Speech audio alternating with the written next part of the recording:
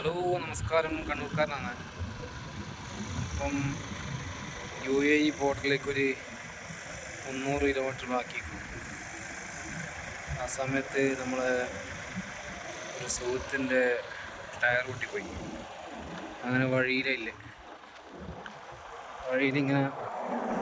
സമയം 1 മണിക്കൂർ വെയിറ്റ് ചെയ്യും ഒരു പഞ്ചർ വണ്ടി വരാൻ വേണ്ടി. 2 ടയർ ഒപ്പരം പൊട്ടിപ്പോയി. അപ്പോൾ അത് പൊന്തിക്കാൻ പറ്റില്ല. ടയർ ഒരു സൈഡിൽ ഇരുന്നിട്ടില്ല. അങ്ങനെ പഞ്ചർ വണ്ടി വരാൻ വേണ്ടി കാത്തിരിക്കും. നമ്മൾ UAE ഒമാൻ ബോർഡറിലേക്ക് ഇങ്ങനെ പോകുന്നൊരു വഴിയായിരുന്നു.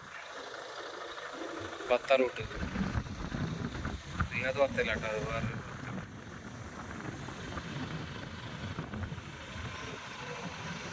അപ്പോൾ ഇങ്ങനെയുണ്ട്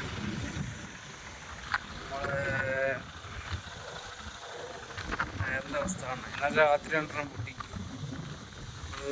ഈ ടയർ കുറച്ച് വീക്കായിരുന്നു. ഇത് ലോബോട്ട് വരുമ്പോൾ ഉണ്ടായ ടയറാണ്.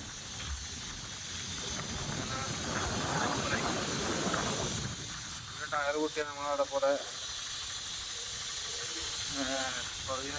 ഫുൾ തരിപ്പണാവും. അത്രയ്ക്ക് ചൂടാണ്. അപ്പോൾ ഈ ഒരു ജാക്കിനെ കൊണ്ട് നമുക്ക് പൊന്തിക്കാൻ പറ്റില്ല. 2 ടയർ ഇന്നലെ രാത്രി എടുത്ത് വെച്ച്, 1 ടയർ സ്റ്റക്കിങ് ഉണ്ട്. നമ്മളെ വണ്ടിയാണ്.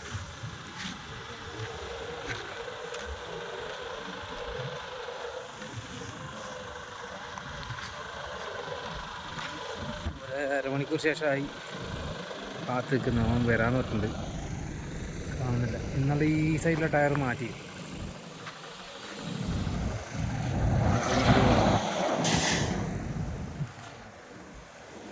ഇന്നലെ ഈ സൈഡിലെ 2 ടയർ മാറ്റി.